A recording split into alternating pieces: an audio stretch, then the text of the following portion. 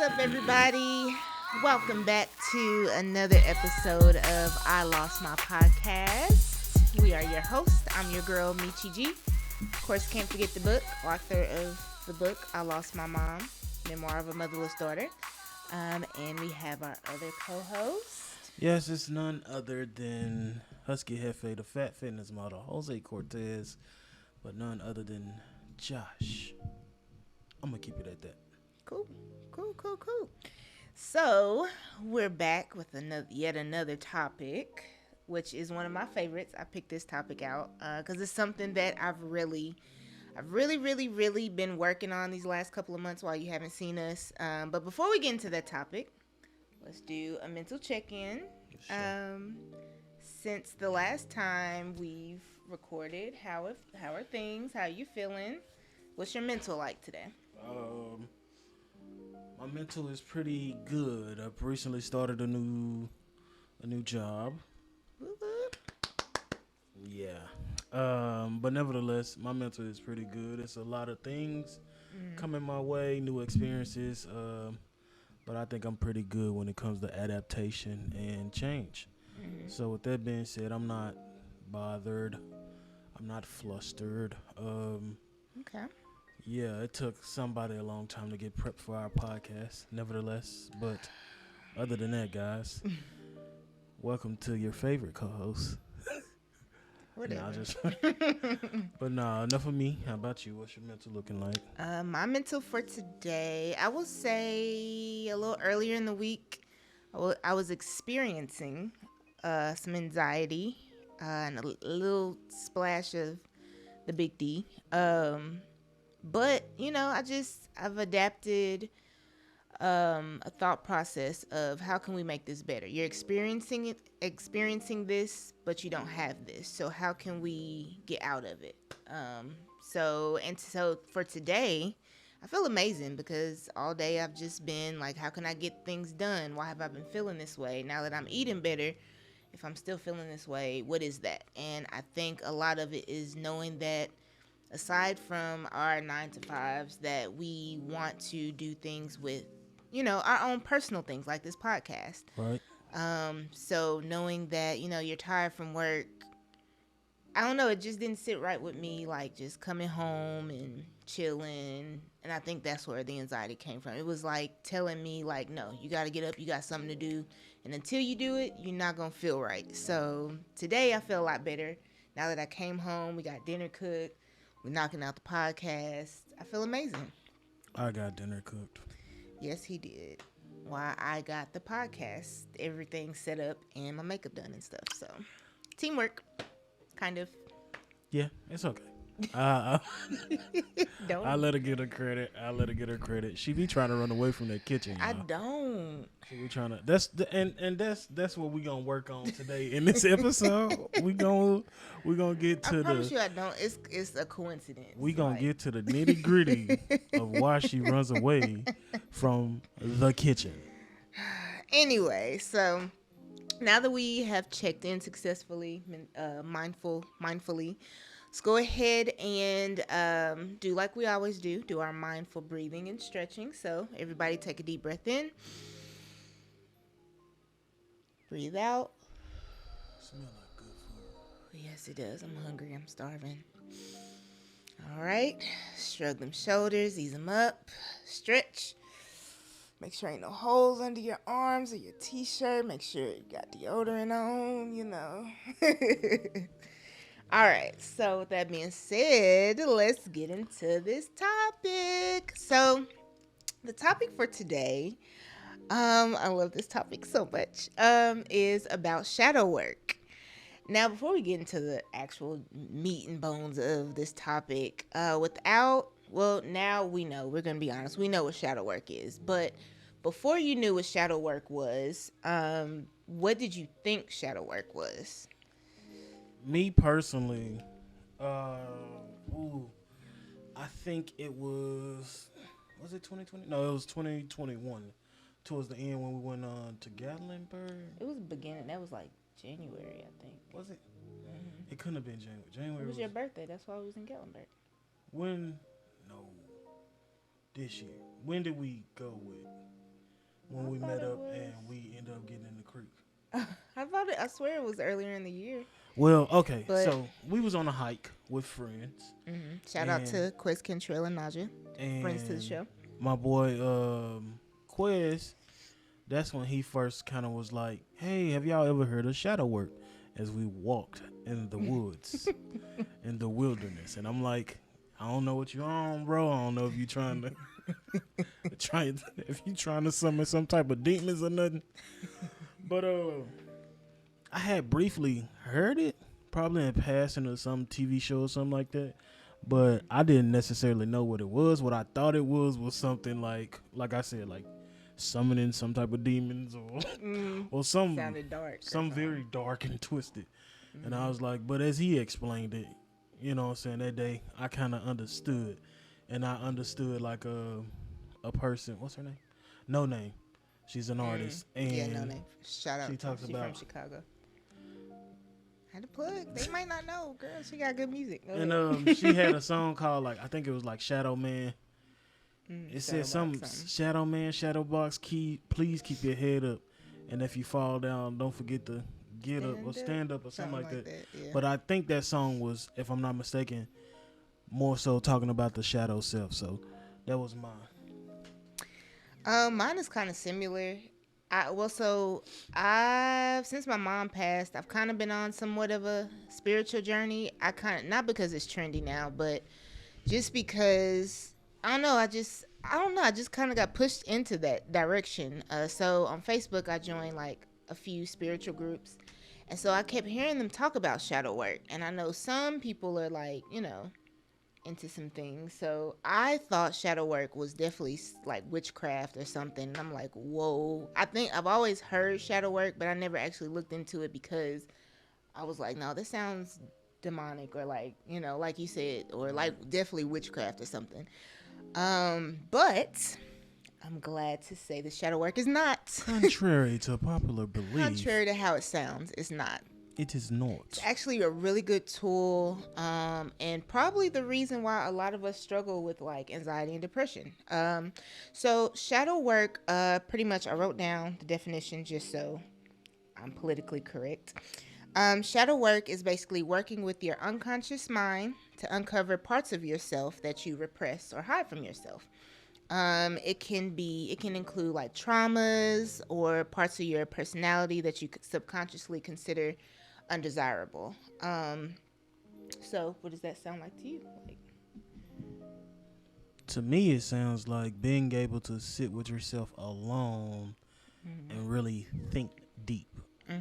Now, I say that, and that is something that's very challenging to a lot of, I'm gonna say Americans because I'm American, but it's very challenging to a lot of Americans because it's so much noise, and we've become so accustomed to noise that we don't know how to sit in silence and just think deeply about why Joshua, government name, but I think it's pretty simple to get, but why Joshua is who Joshua is, or Mechi is who Mechi is.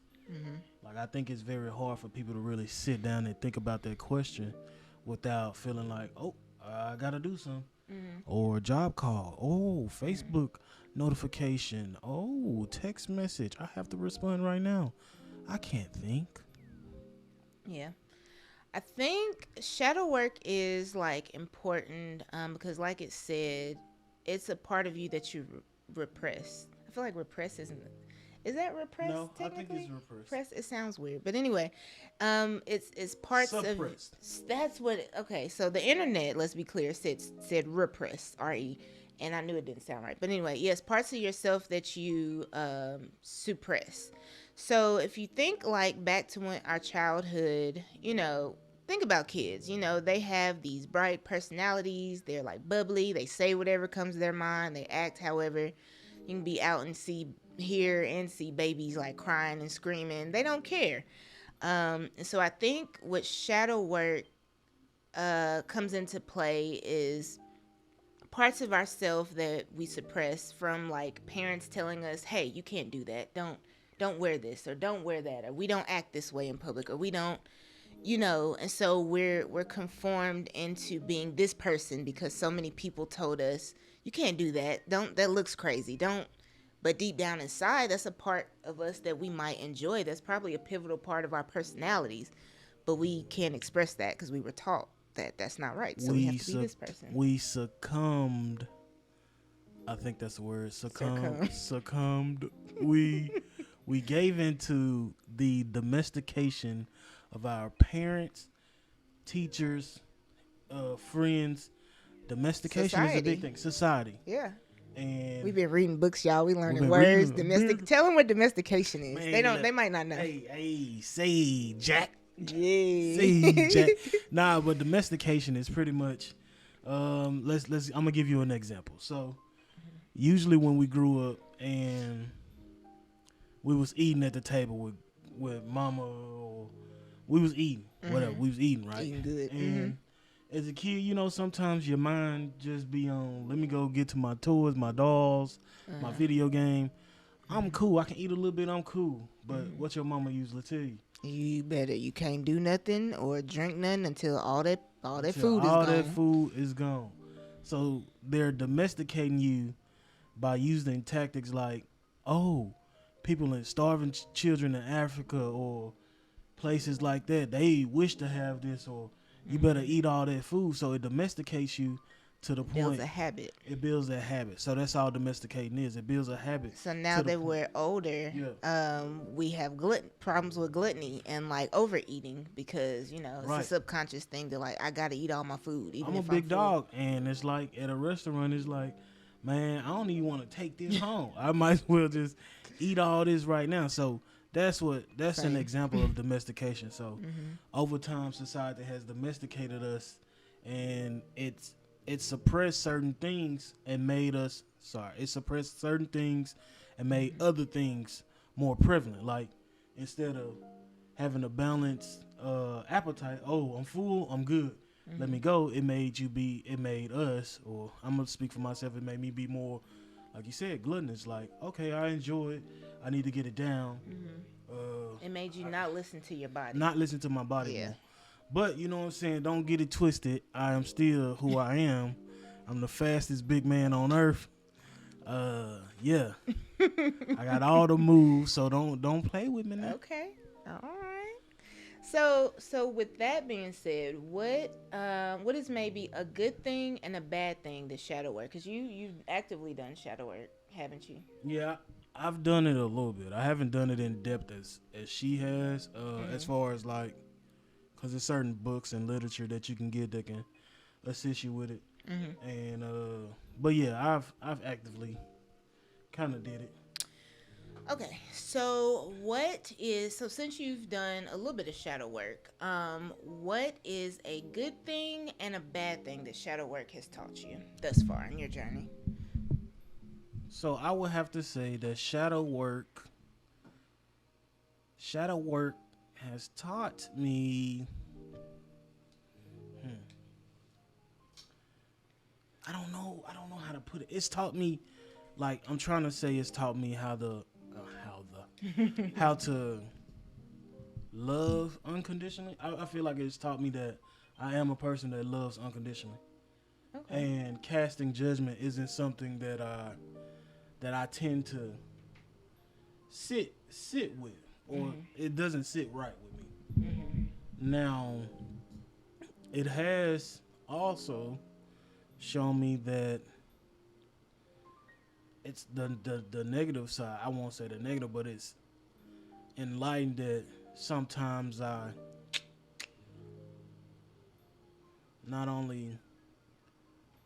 feel too much. You take too much in. Yeah, I take too much in. So I feel for like empathetic, like an empath. Yeah, like at first I used to really struggle with empathy and sympathy, but now like doing active shadow work, now I feel like me thinking more. No, it's because when I do feel for somebody, I'm really feeling like, dang, I have this. It's like I have a Superman complex, and I can't save the world. So I actively kind of have to tell myself like I can't save the world. So like as of right now, I am off social media because Same. it's so much. It's so many things that get you in this.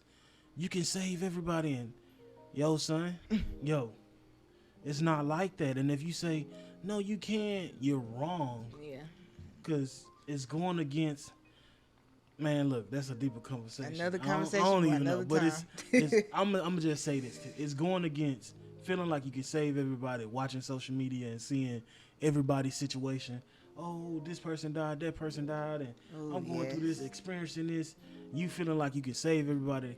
That is not something that we can that we're supposed to fathom our brains, Yeah. because let's be honest. And if you say, oh well, that's not what God or your Savior or anybody wanted, it's like, but is it not? Is it Because the people that came before us, our great grandparents and stuff, they was just thinking about surviving. It was more in the moment. Yes, in the moment, surviving tomorrow. If I can help so and so who had a family or relative pass away, I can. But if I can't, hey, it's not the end of the world. But I'm sorry, I might have. You fine. Yeah. You know, I don't mind. I feel like from doing shadow work, I have done it pretty in depth. I can say a good thing it's taught me is that I'm actually a boss. Like, if you knew me or know me prior, well, I won't say prior, like too much has changed about me, but I sometimes can come off pretty timid and like, the quiet girl, believe it or not. But it's taught me, I don't know, it's taught me to be about business and like to take myself serious. Like, if you say you're going to be a brand, take that serious. Take it to the top. Like, give it your all. Instead of, like, don't be timid about what you're passionate about or what you love. It taught me to, like, go hard. A bad thing it taught me, I say it's bad, but it's not really bad. It's bad because I didn't have this, but it's good because I realized now I need this. And that's it. The bad thing is it taught me I didn't have boundaries for myself. I feel like sometimes I have, and I still struggle with it. I'm not saying I'm 100% changed in this new person. There are some times where I still struggle with setting boundaries for, like, people close to me, like loved ones that aren't used to you setting boundaries with them. But I feel like I'm in a better place to, like, nope, if I don't want to do it, that's not okay with me. I'm not doing it. I'm not showing up. Like, even giving explanations. Like, I feel like I've always had to either make up a lie as to why I can't do something or be extra busy just so I can just have something to tell people that, I have something to do, so I can't do something. It's like, why? Why is that? Why does your mind go to telling them a lie instead of the truth when you just simply don't feel like going, or that's not something that you want to do? Like, what is that? So shadow work has definitely made me dig real deep and get myself together, and we're still working. So yeah. Shadow girl, shadow box, please keep your head up. Shout out to No Name. Let me see. So you want to give some shadow work examples? I kind of gave an example because I know y'all are probably like, okay, I think we understand shadow work. Hopefully we're explaining it pretty good for you guys. But if not, you want to give some examples of shadow work? I have a book that I've been working on. It's one for beginners. It's just, I ordered it off Amazon. It literally was like a shadow work workbook. No, we selling them, so we got our own personal. We shadow gonna work make book, our so own of them. if you want to go and hit that, no. I'll let you pick one. So I'm just gonna go through this workbook. You want to ask me one and then you, or want to both do it, or? I'm gonna ask you one, then you ask me one. Okay. And it gets deep, y'all. I don't know. Some of these I had to like sit with a little bit. And I've done some of these in here, but I haven't done all of them. So. Prompt 31. If you ever wonder what is my favorite number, it is 31. Do you know why? Do you know why? Because you're 31. I am 31. And you was born on the 31st. Yellow. Yellow. But no. Okay. So, Wow. We have to go from prompt 31 because it's saying based on your previous answers. Oh. Jeez. Okay. Darn. Well, we can't Well, we use tried. 31. We tried. Try 6. What's number 6? My birthday. I'm going to Okay. pick what I want to pick. Oh, my bad. I forgot you're picking. My bad. Let's go with 47. Okay. So 47 says, what are your biggest triggers? What are your biggest triggers? My biggest triggers. That's all it said? Like it didn't say triggers What for... are your biggest triggers? I'm going to assume it means like trigger for anxiety. I'm gonna just take this. That's what's come to mind. That's what came to mind. I'll say social media is a huge trigger for my anxiety. Because it's so much energy. There's so many different types of energies at one time. And there's an energy of the people who are more established, and, you know, or at least they appear to be more established and they travel the world. And that's something I really want to do. You have people, you have the news about like celebrities getting in trouble or dying. And then you have like little cute babies and dogs, and then you have couples arguing and these toxic and it's like so many different things at once. And depending on the type of day I'm having, if I'm already having a pretty crappy day, that can trigger me into like, okay, I feel anxious, I feel, what is this, I feel just real like jittery or like something. Okay, so I hate to interject, but if that is your biggest trigger, let's be honest, why do you go to it so much? Well, so as of recent, I'm also taking a social media fast, even though today I'm not on Instagram as much as I was, and I'm still signed out of my other apps, but I kind of hopped on more than I have been. But previous, honestly, it's a part of, and maybe everybody, I feel like everybody can agree with this. It's FOMO. It's fear of missing out. It's a fear of something in the world is happening and I don't know about it. Like, I can't tell you how much since we've been out of social media, I found out like a friend's family member died, and there was some other news and just a few things that we missed out on, and I did shadow work to see, okay, with those things that we missed out on, how does that make you feel? You know what I'm saying? And it's like I missed out on those things, but I still reached out to my friend to make sure she was okay and she needed something, it needed anything. The news about like the guys that shot the police officers in our neighborhood, like, I mean, the police officers got them. Like, there's nothing we can do. You get what I'm saying? So no doubt. When you dissect, I kind of hate saying FOMO, fear of missing out. I mean, like, what are we really missing out on? So, okay. So you said all of these moving parts, right? Mm-hmm. Which moving part, as far as how you said, you see things about a person's death or this person doing this and living, and living freely and things of that nature. Mm-hmm. Which one of the, because it's a trigger, but which one of those sub triggers, I guess, is the most, prevalent?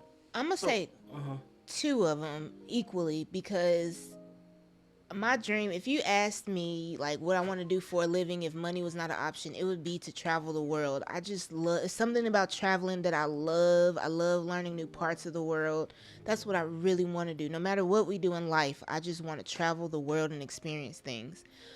So when I see people, influencers, celebrities, people I love, and they're like, oh, we're at the airport going to this place and we're going to that place, it's like, darn, you sitting here going to your 9 to 5 and you sitting here like making dinner in your house, and like, you know, you got bills, you living paycheck to paycheck, and like we're not where we want to be. So that's a trigger. But then also like news about death, I think, because when I have anxiety, it's a feeling of like I'm on edge, something's about to happen.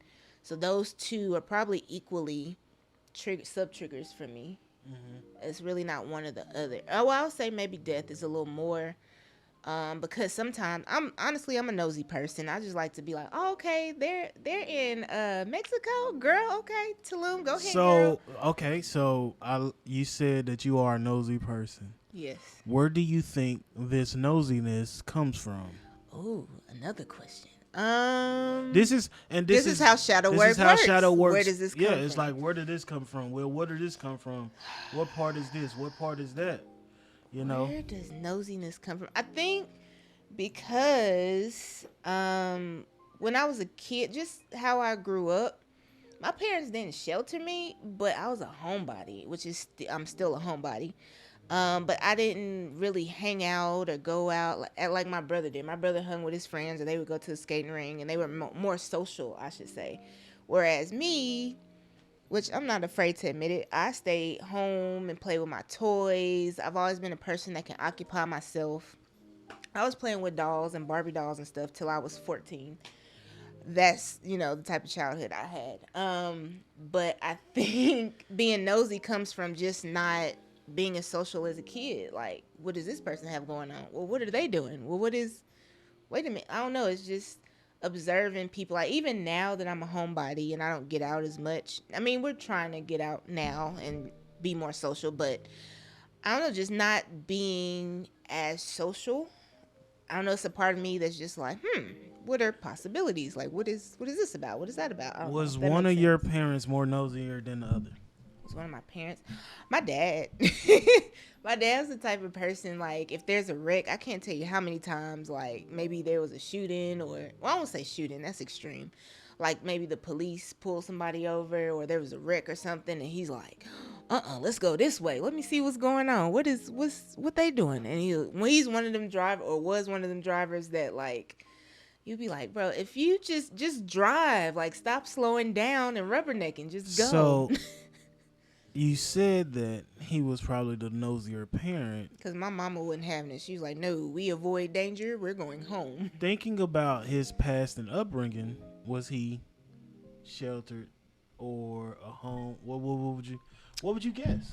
I don't know about his social life as a kid. Honestly, I want to say he was a homebody, but I honestly don't know. He's a country boy, so I don't know if he was. So I know the older he got, he was more social. Now, the older he got, he was more social. But I don't know about But a I kid. think I need to ask my daddy. No, even talking to my grandma. Mama Nisi. Shout out to Mama Nisi. Shout out to Mama Nisi. Grandmother to the show. But she kind of said, like, he kind of was. Oh, well, yeah, he was kind of sheltered, yeah, to an extent. So could it be coded? Oh, so he experienced, maybe he was a homebody and sheltered, and so that's how maybe. Look at you. Okay. If y'all ever need shadow work, call your boy 1-800-THE The Shadow. Looking at Or call me at 1-800 The Shadow. Hey, that's hard actually. You gotta set that up. Okay. Let me pick a good one for you. I'm gonna get you to dig deep. You see, with men, we gotta get them more in touch with like who they really are. Like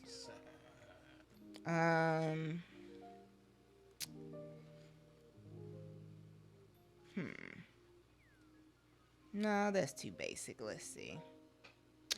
Ooh. Let's see. Is this a good one? What is a promise to yourself that you have broken or continue to break? Why?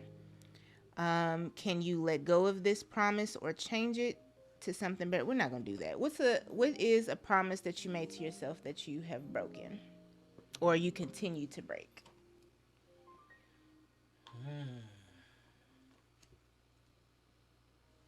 You gotta really think about these. Oh, no, I'm sorry.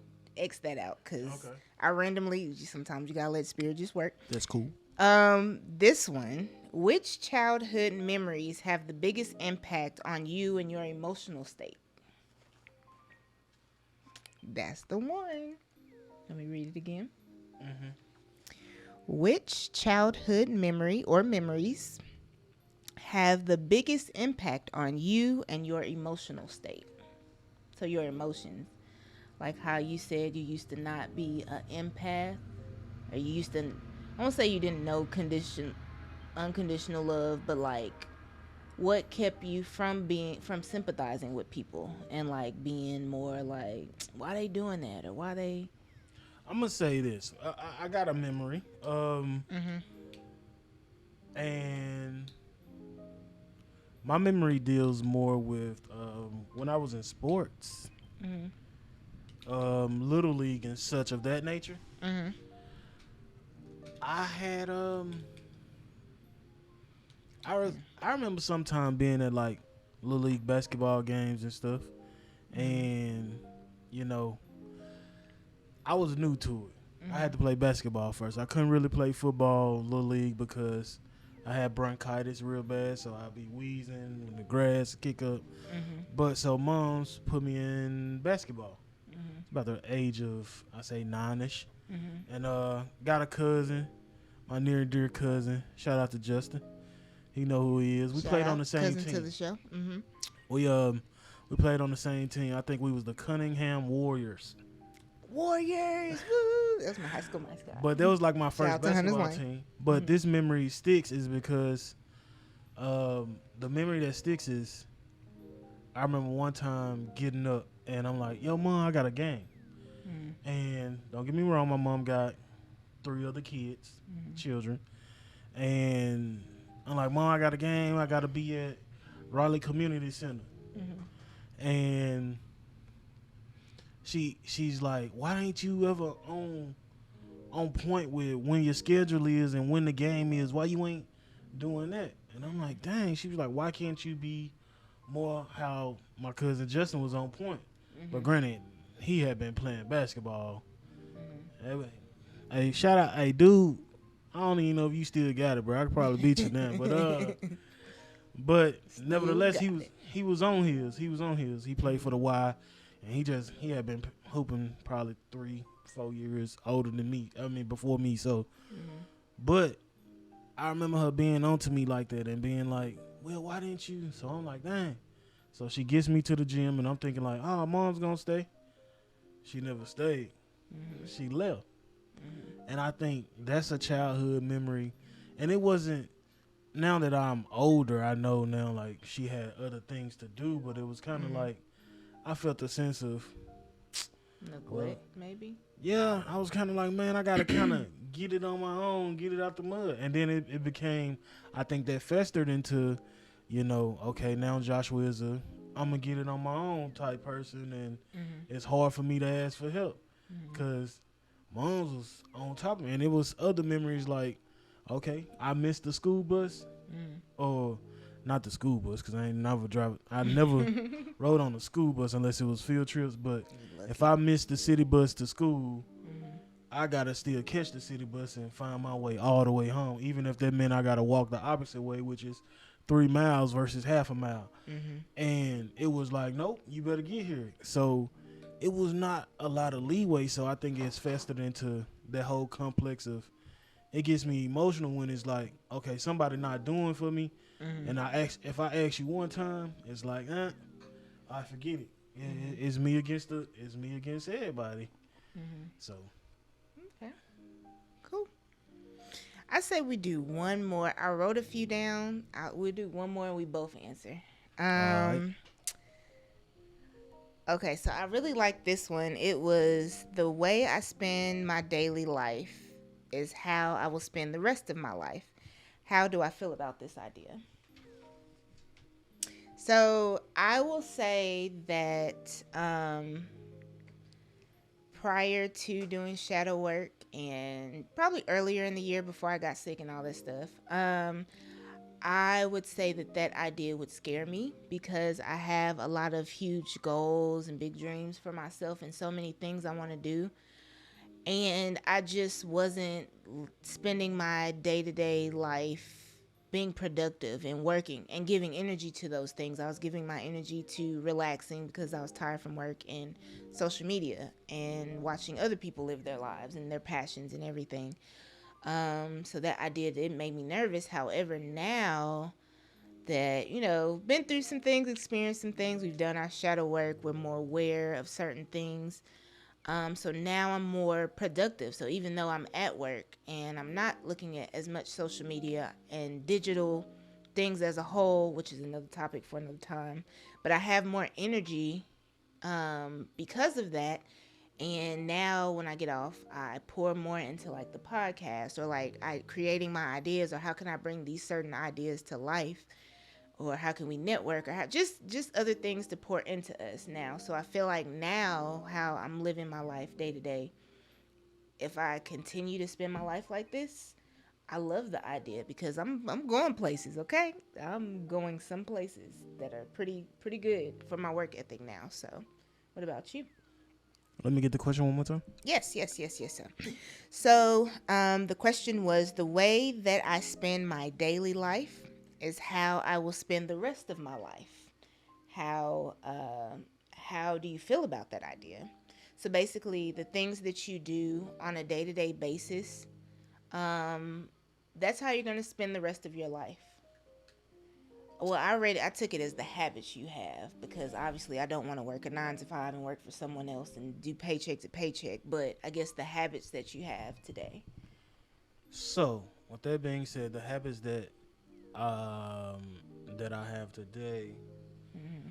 I think it means, as it pertains to me, it's more of a get off your ass. Excuse me, no, get off your ass and go and get it. Mm-hmm. You know, on your day to day, just understand your greatness, right?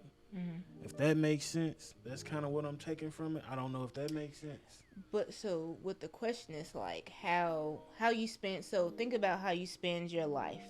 Think about your day to day from the time you wake up to the time you lay down. Everything that you do, that is how you're going to spend the rest of your life, or at least the habits that you have. Mm-hmm. With that being said, how do you feel about that? Are you like, I agree with that and I'm content with how I live my day to day, or Okay, like, okay, so cool. That helps. does that That make helps. better sense? So I agree with that statement.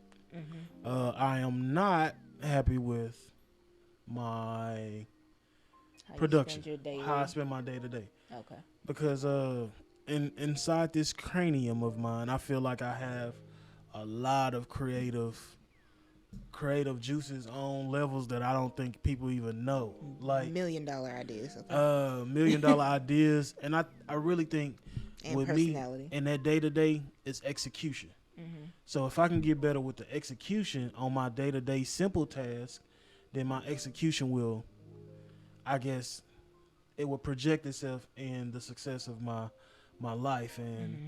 so yeah, I really totally and total agree with that. You like that idea? You agree with that idea? I am freaking I second that idea. I'm gonna be honest. That's one of the ones that sticks with me, because, like I said before, doing shadow work, I was not living my daily, in terms of habit. I wasn't living the way that I was living my life. Like I said, I would have been very unhappy. Like, I agree that that is how you're going to spend the rest of your life, because if you're not being productive and you have goals, how do you expect to meet your goals? Right. Um, but with knowing that, it just made me like, okay, let's redo how you do your day. So, you're productive at work. Obviously, you got to keep a job, you got to keep the bills paid. But for someone that has goals and dreams, are you doing things to pour into that? And if not, why not? Because if you don't, that's how you're gonna spend the rest of your life. It was like a wake up call, shadow work prompt for me, because I was like, So man. why would you say, why is it a reason that you haven't been, I guess, on your P's and Q's? Previously, just habit. Like, and we talk about this often off the podcast, but I feel like from even back from childhood, I just had a habit in my own way of doing things. Back to childhood, I would either play with, well, once I grew out of like dolls and stuff, but I would have the TV on and I would have my music on and I would listen to music all day. I would daydream about traveling the world and what my actual goals I wanted to do, but that's as far as I got. And that's a habit I built for myself as a kid that stayed in their room all the time. So the older I got, like recently, honestly, one of my addictions was music. And I would have all these things to do, but I wouldn't get any of it done, because in my mind I'm like, okay, well, while hubby's at work, let me just chill. Maybe for 30 minutes, let me put my headphones on and work and, listen to music. Then that turned into, and daydream about the life I want to live. But then that turned into, from 30 minutes to an hour, from an hour to 2 hours to 3 hours to 4. And before you know it, I'm tired because I've been listening to music and I'm like, darn, well, all this time went by and I didn't do anything. So I think it just took for me being unhappy and really feeling like I got goals I'm really trying to accomplish. You're not gonna get there with these bad habits. Like, check your bad habits. And that's what shadow work did for me. It's like, okay, why am I doing this? And why have I continued to do this? And why can I not shake this bad habit? If that makes sense. So yeah. Makes sense. So I want to lastly go over some benefits of shadow work. As you can probably guess, like, shadow work is very beneficial. But I did Google 8 benefits to doing shadow work and why you should do shadow work. One was that you gain more confidence and self-esteem. I can vouch for that. I can tell that now that I've sat and I've uncovered a lot of things about myself and why I do certain things the way I do. Mm-hmm. I can tell, I don't know if you can tell, but I can tell even how I speak to people, my posture, and just being more sure of what I know. I agree. I agree. No, go ahead. So as I'm reading this book. What's the book? What's the book? Plug them in. Oh, I think it's The Master of Self. Yes, we read the books. Mastery of Self. Whichever. It's Don Miguel Ruiz. Yes. No free publications unless you give us some, But anyway, I'm reading this book and he talks about masks. Masks that we wear. Many masks that people put on. Mm-hmm. But like you said, the realest thing is to know yourself.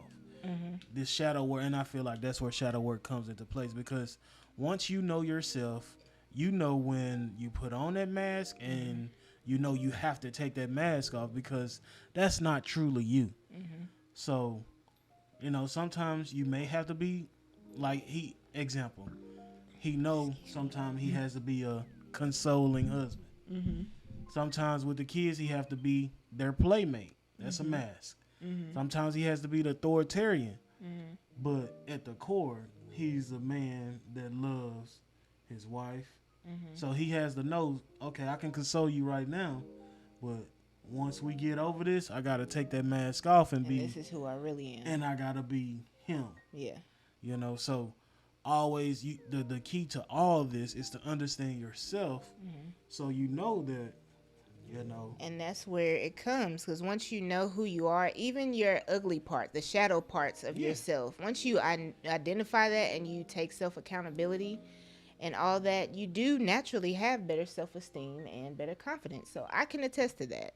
I can attest to that. Also, it improves your creativity.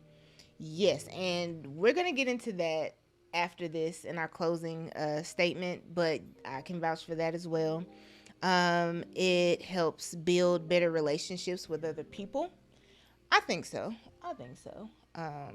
It also with that point, like I said, working in shadow work kind of taught me to not be so judgmental, and casting judgment isn't.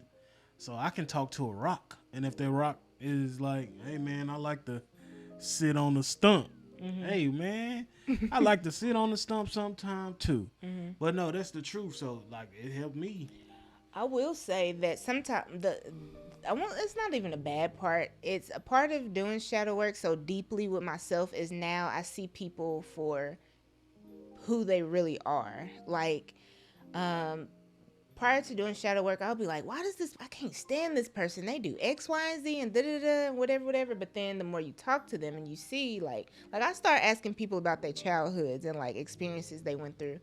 And I'm like, darn, that explains why she does this. Or that explains why he's this way. Because he has a trauma experience from here.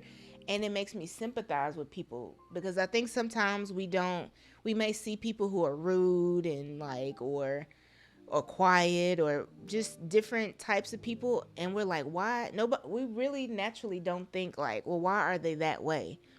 Why do they respond or react that way? And I don't know, doing shadow work made me think about so many possibilities to what somebody could be going through.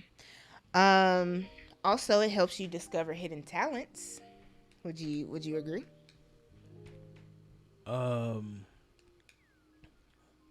It helped me discover that I was a break dancer.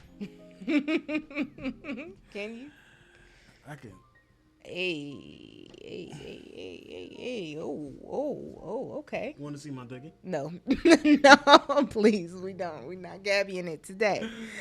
Okay. Also, it improves your overall wellness. I think so. It's helped me with my anxiety tremendously because I've identified certain things. It helps me not let people get to me. So hey. Ooh, yes, progress. Also, it increases your compassion towards others. You've already attested to that. Man, unconditional love. Everybody has unconditional love with Joshua Gray, Husky Jefe, the Fat Fitness model, Jose Cortez. Period. And lastly, it helps you have better clarity. And again, I can attest because once you understand, like I said, that we all as humans are the way we are because of experiences we've had in our past and how we were raised. Once you understand those intricate things, or maybe this person experienced love, maybe they didn't experience love, so maybe they're a little more like, it's not Facts. so I will say it will help you have better clarity on things. So we're gonna carry on to kind of wrapping up this episode with a poem. Yes. And speaking of shadow work, I can't, y'all. Okay, so let me. This is a thing about my childhood. Yes, I was a homebody, and I was actually a creative little human being. I did play with toys. I did play with toys up until I was 14, but I wasn't just like playing with like Barbies and dolls and stuff to 14 just to play with them. Like I would write out a script and I would act them out. Like I would be like, this the mama, she's gonna be played by Monique. This the daughter, she's gonna be played by Akilah and the Kiki Palmer. And I would like act them out. That was my creative side. So part of that is also that I would really do that, y'all. That's why I'm so creative now. Hey. I don't care. If Monique the mama, is she at the Precious time, mama, or is she this was pre-Precious? Sister? I mean, not sister. The Parkers. I don't know. This is at the time. This is who. So she got to be the Parkers mama. The Parkers mama, because Okay. this was before. Yeah, that was before Precious. I was like 13, 14. So stop it. Stop it. I'm done, y'all. Anyway, yeah, so I was a very creative child. Aside from that and making parts and stuff, I would write. My brother, y'all already know Jeff, he produced music, so I would write to his music without him knowing. He would be playing it and I would like write songs and stuff. But I would also write poetry. I always wrote poetry, and could be a shadow work prompt within itself for another time. But I stopped writing poetry for some reason. Like by the time I went to high school, I just stopped, and I just had no desire to. And my aunt, shout out to my aunt Darlene, aunt to the show, whoop whoop.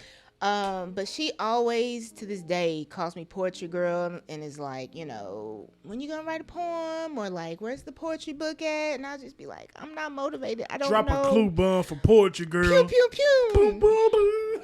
Period. But I don't know. I just stopped, and I have not from maybe my 8th grade, 9th grade year in high school to literally now, Father's Day this year, I wrote my first poem. Drop a clue bomb. Dun, dun, dun, dun. I just want to make it clear that like I tried maybe some month earlier in the year. We went to the park and sat and were like, because he knows I wrote poetry, but even with us dating and like been together like 10 plus years during there, he's never heard my poetry or anything. Yes, we've been together a long time. But he's never heard my poetry, and so he was like, and I never heard. He low key a poet too. Well, y'all probably know by now, but I'm a poet and y'all already know it. But we were just like at the park, like, let's write something, and I could not write anything. I could not. I tried. I was like, I'm gonna actually try. Nothing came. So Father's Day came.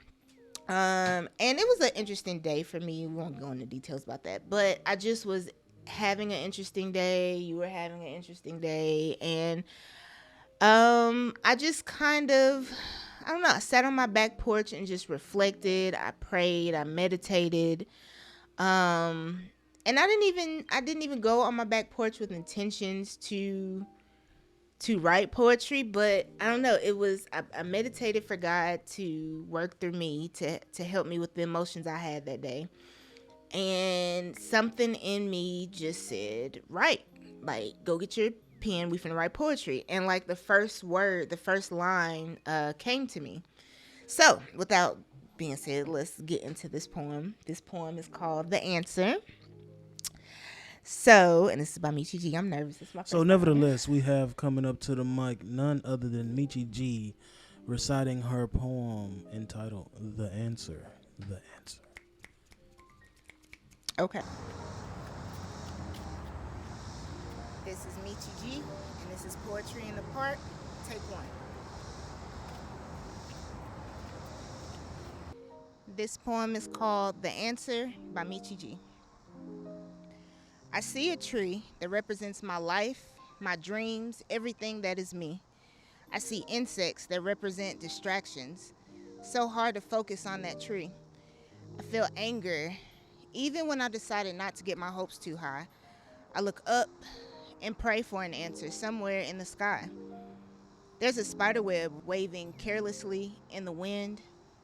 I study it for answers, modeling my life after it until the very end. It glides ever so thoughtlessly of its own. It flies carelessly, unattached to any home. Bugs buzzing in my ear. I study them too. They buzz and mind their business, unapologetically, with no rules. Hubby sleeps, maybe to find the answers and calm in his sleep. I wrote my first poem in like 18 years, trying not to think too deep. I prayed and I meditated, sitting in silence for a while, hoping to find the answer. Nothing, silence. I observed nature, then a feeling to grab my notebook and make my pen a dancer. I didn't force a poem, just felt the need to write what I saw. In this moment of not trying too hard, I realized I had all the answers already after all. Be present in the moment, for God speaks to us through many ways. Don't overthink, just go for it, and be you, very unafraid. This was The Answer by Mechi G, and this is Poetry in the Park. That was The Answer by Mechi G. So, let's get us a brief summary so we can kick It's up. a little rough here. draft, but you know, again, this is my first poem writing in like years. So, I just literally, like I said, I was praying and meditating, kind of trying to clear my head for the day, and trying to clear my head. And I think I was trying to force. I was just like, God, speak through me, just as to why I feel the way I feel. Not even about writing poetry. And I really meditated and I quieted my mind. Like there was nothing on my mind. I was literally like, okay, the next thing I hear is gonna be from God, and it's gotta be something. And I sat there in silence for like 10. It felt like 10 minutes. It was a long time, and I don't know, I started like looking at the tree and then just thinking again in silence. And then I looked at the tree and I don't know, it kind of came to me that like the tree in our backyard represents my life. And then there were all these bugs flying around, but I was staring at the tree like, okay, this is my life. This is my job I currently work, but that's also my dreams I have. But this is also the kids I want to have, all these things that I want or have currently in my life. This tree represents that. In the mix of focusing on that and realizing this tree is me, there was like so many bugs flying around, and I'm like, bro, like I kept having an ADHD moment of like, oh, there's a bug, like taking my attention off the tree. And then I literally saw a spider web just floating by, like all these distractions keeping me from my life. And so the first couple of sentences just kind of came to me, and then I heard, or felt rather, like, okay, go get a notebook and pen. I'm like, oh, this is a poetry moment. This is metaphorical. This is like, go get the pen. I was so excited, and I just was flowing. Like, when I tell you that only because of shadow work was I able to like just really look and observe and write from the heart. Because even when I wrote poetry as a kid, I would make a name and then I would force like trying to make it rhyme. and it was forced. It wasn't anything that I made a poem as a kid about a homeless man. At that time, I didn't know what a homeless person was. Now, obviously, we do. But, like, I just was not, it wasn't coming from real experience, my real mind, So, I feel like it came out effortlessly. And it's also a message to myself to just go with the flow. Just be you. Don't force it. Like, just whatever you see. I see lights in front of me. I see cameras. Like, make that flow from your reality. So, yeah. Thank you, Shadow Work. Shout out to the Shadow Work and shout out to Mechi G for that poem. But, guys, I think that is a great stopping point. Mm-hmm. Right? Yes. So, that poem, it spoke about being quiet, summed up the whole thing of shadow work. Sometimes you got to quiet your mind, all the distractions. Mm-hmm. But nevertheless, guys, it's been great, right? Yes. And we thank you guys so much for watching. Tune in to next week's episode, but we thank you for watching this week's. Over now. Make sure you share this, like, comment, subscribe. I lost my podcast, but I found you, and with you, any and everything is possible. Love, peace, chicken grease. And hair group. Love, peace, and soul. Like Soul Train. Bye, y'all.